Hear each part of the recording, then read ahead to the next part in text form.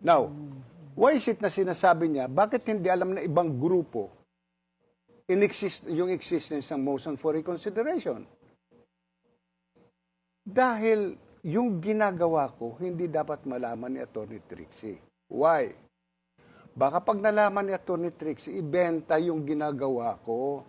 All Atty. Trixie has to do, if my recommendation is favorable to the respondent, look for the respondent and tell the respondent, gusto mo manalo sa kaso mo? Bigay ka lang ng 20 million. It happened several times. Bigay ka lang 20 million, ako nang bahala kay ombudsman. Bigay ka 20 million. Wala namang kaalam-alam yung ombudsman.